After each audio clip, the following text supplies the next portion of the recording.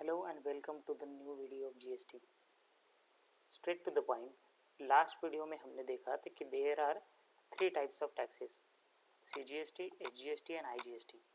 And all these three taxes are levied by way of three different acts, which is CGST Act, SGST and IGST Act. Okay.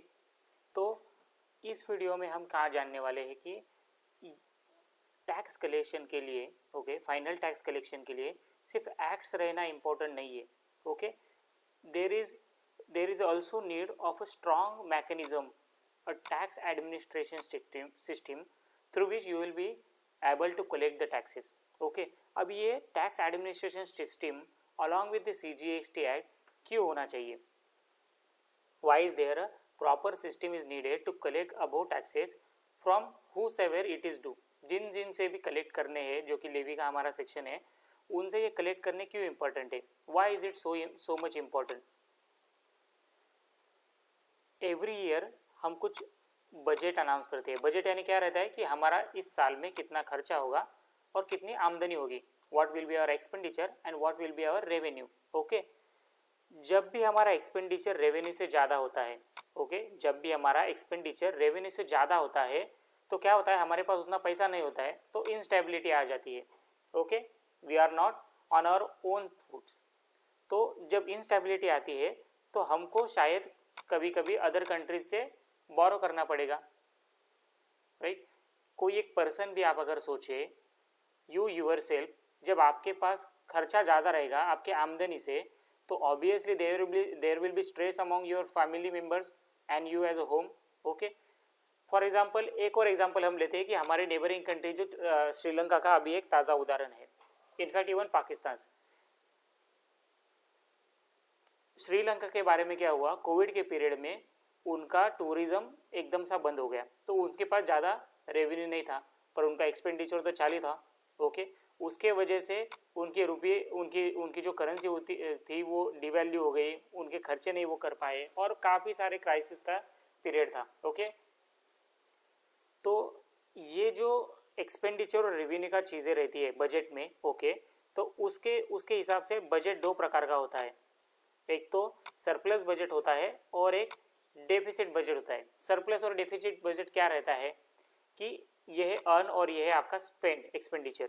अगर आप 100 रुपया कमा रहे हो और आप 110 रुपया खर्चा कर रहे हो, तो दैट विल बी 10 रुपया आपके पास एक्स्ट्रा चाहिए आपको खर्चा करने के लिए, तो 100 रुपया आपने कमाया, 110 रुपया खर्चा किया, तो उसको डेफिसिट कहते हैं और it will be a deficit budget as a country. Okay, और अगर आपके पास 100 रुपया आपने कमाया और आपने 90 रुपये खर्चा किया, या फिर आपकी ज़रूरतें सिर्फ 90 रुपये की थी and you are able to earn 100 rupees, तो आपके पास 10 रुपये एक्स्ट्रा बचा, which will be called as surplus budget.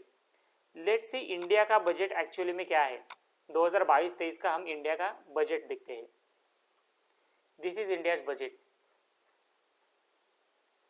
हमारे प्रीवियस वीडियोस में भी हमने ये गो थ्रू किया था. ओके, ये वीडियो में सबसे पहला ये है हमारा revenue account receipt side.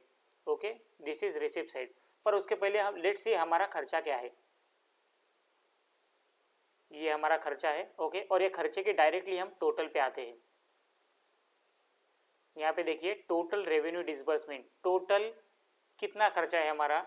So these figures are all in crore rupees. Okay, in crores. So this figure is 35,08,291. Totality में 35 लाख करोड़ का हमारा खर्चा हमने एस्टिमेट किया है 22-23 के लिए. ओके, अभी हम हमारा इनकम देखते हैं. This is our revenue account receipt. Okay, directly इसका टोटल देखते हैं हम. ये रेवेन्यू अकाउंट का टोटल देखो यहाँ पे है. Okay, this is revenue accounts का टोटल. ये कितना है? 25 लाख. ओके, हमने नीचे कितना देखा था हमारा total expenditure, expected expenditure 35 lakh. वो यहीं पे लिखा है, यहाँ पे भी वही लिखा है. ओके, तो ये 35 लाख का हमारा टोटल खर्चा है. हमारा टोटल रेवेन्यू 25 लाख ही एस्टिमेटेड है, तो ऑलमोस्ट 10 लाख का, this is 9,90,000, 10 lakh crore rupees का हमारा डेफिसिट है. इसको क्या बोला जाता है? एक्सेस ऑफ डिसबर्समेंट्स, यानी कि खर्चा ओवर रिसिप्ट्स. जो रिसिप्ट्स होने वाली है उससे ज़्यादा तो हमारा खर्चा है, तो उसको रेवेन्यू डेफिसिट बजट बोला जाता है. And revenue deficit budget is not good for a country. हम आगे देखते हैं कि why is it not good for the country as a whole. जब रेवेन्यू डेफिसिट रहता है तो क्या होता है, कभी कभी हमको इंपोर्ट भी करना पड़ता है और बाकी वाले जो कंट्रीज है वो उतना अच्छा लुकआउट हमको देते नहीं है, तो हमारा करेंसी डिप्रिसिएशन होता है। This is one of the results of the deficit budgets. Okay, तो गवर्नमेंट हर बार प्रयत्न करता है कि उसका जो बजट रहता है वो सरप्लस में हो। ओके, उसके बाद क्या होता है कि अगर हमारा डेफिसिट बजट रहेगा तो हमारा खर्चा ज़्यादा है, बराबर। अभी वो खर्चा कहाँ से पूरा करेंगे हम, तो हमको फॉरेन लोन लेना पड़ेगा। तो जब हमारा डेफिसिट बजट रहता है तो कभी कभी बाहर वाले लोग हमको लोन भी देने के लिए ना बोलते हैं, और अगर वो देते भी है तो भी हाई इंटरेस्ट रेट पे देते हैं, यानी कि लोन उठाना भी पड़ता है by incurring higher amount of interest cost. Okay, तो India as a whole to be a revenue surplus country, okay, कि उसका रेवेन्यू ज्यादा हो, इसके लिए इंडिया क्या कर सकती है। One of the options, first and foremost options, हमारा एक्सपेंडिचर ही कम कर दो। Don't spend more than what you earn. Okay, तो रिड्यूस एक्सपेंडिचर।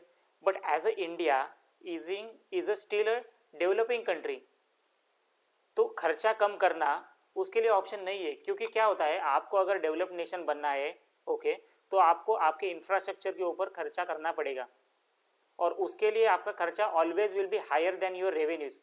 तो दूसरा ऑप्शन क्या रहता है, अगर हमको रेवेन्यू सरप्लस कंट्री बनना है, हमको स्ट्रांग बनना है हमारे कंधों के ऊपर, तो हमको हमारा रेवेन्यू इंक्रीज करना पड़ेगा। अभी रेवेन्यू इंक्रीज करने के लिए हमने जैसे बोला कि taxes is one of the end most important aspect.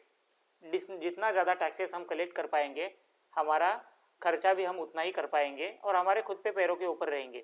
Okay, अभी जो मैंने आपको बोला था कि इंडिया का जो बजट है वो डेफिसिट बजट है, तो हम ये भी देखेंगे कि वो जो पैसा है, देखो यहाँ पे रेवेन्यू अकाउंट डिसबर्समेंट्स है। ओके, हम कैपिटल अकाउंट रिसीट्स में देखते हैं, तो यहाँ पे देखो इंडिया को ना डेट लेना पड़ा। डेट यानी कि उसको कर्जा लेना पड़ता है, तो ये तो इंटरनल हुआ, इंटरनल डेट है, और हमारा एक्सटर्नल भी डेट है। ओके, तो इंटरनल डेट काफ़ी ज़्यादा है, ऑलमोस्ट 86,28,000 का हमारे पास इंटरनल डेट है सेंट्रल गवर्नमेंट के ऊपर। Okay, which is quite huge. तो already we are a deficit country, deficit budget country, तो हमको अगर चेंज करना है, हमको हमारे कंधों के ऊपर वो खड़ा रहना है, तो we should be increasing our revenue receipts, tax receipts. तो we should collect GST. Government का प्रयास रहता है कि वो ज़्यादा से ज़्यादा जीएसटी कलेक्ट करें। अभी वो जीएसटी किसके ऊपर, हमको तो पता है, लास्ट वीडियो में भी हमने देखा था कि जीएसटी लगता है supply of goods of services. तो नेशन में हर एक जो ट्रांजैक्शन होता है ना, supply of goods of services, okay, हर एक जो ट्रांजैक्शन होता है उसके ऊपर गवर्नमेंट जीएसटी कलेक्ट करता है। ओके, अभी क्या होता है, जीएसटी के रेट अलग अलग रहते हैं। क्यों अलग अलग रहते हैं? क्योंकि अगर कोई कार ले रहा है तो गवर्नमेंट बोल रहा है कि ये लग्जरी गुड्स है, ये कैन अफोर्ड मोर, तो उसके ऊपर ज़्यादा जीएसटी लगाते हैं। और अगर कोई फूड पल्सेस वगैरह कुछ रहेगा तो उन आइटम्स के ऊपर 5% ही लगा देते हैं। ओके, तो इस प्रकार से वो थोड़ा इक्वालिटी के ऊपर बैलेंस करते हैं। बट ये छोटे छोटे ट्रांजैक्शन के ऊपर गवर्नमेंट जीएसटी कलेक्ट करता है और वही पैसा गवर्नमेंट खर्चा करता है। ओके, तो गवर्नमेंट अल्टीमेटली उसका टैक्स रेवेन्यू बढ़ाता है by good tax administration system. Okay, और वो एक्सपेंडिचर उससे फिर उसका एक्सपेंडिचर भी इंक्रीज होता है। डेवलपिंग कंट्री से हम डेवलप्ड कंट्री बन जाते हैं, और उसमें क्या होता है कि हर एक citizen could complete his basic, at least basic needs. India में बहुत सारे प्रॉब्लम्स है, धीरे धीरे उनको हर एक सिटीजन को उसकी बेसिक नीड्स एटलीस्ट वो कंप्लीट कर सके। इसके लिए हमको टैक्स रेवेन्यू बढ़ाना इंपॉर्टेंट है। ओके, तो जीएसटी का एसेंस इतना ही है, what they want is the welfare of the people. Okay, so that's why building and implementing strong tax administration, जो कि हम नेक्स्ट वीडियो में देखेंगे कि अभी तो हमने इंपॉर्टेंस देखा कि स्ट्रॉन्ग टैक्स एडमिनिस्ट्रेशन का जो सिस्टम है गवर्नमेंट ने जो बनाया है, why was that so much important, profound and utmost need. Okay, तो वो हमने देखा इस वीडियो में। नेक्स्ट वीडियो में हम देखेंगे कि द अल्टीमेट टैक्स कलेक्शन की जो सिस्टम है, मशीनरी है, ओके, वो कॉन्स्टिट्यूशन से लेकर रेंज लेवल तक कैसे प्रकार से बिल्डअप की गई है, जिसके through we will be collecting more and more taxes through equal levy. हर एक सिटीजन के ऊपर कम से कम टैक्स बर्डन आ जाए है और उसके थ्रू हम हमारा रेवेन्यूज इंक्रीज करें, हमारा खर्चा बढ़ाए और we will from developing country we will go towards a developed country. Okay, that's it in this video. We'll come back and visit this same, we will continue this same topic in the next video. Thank you so much guys.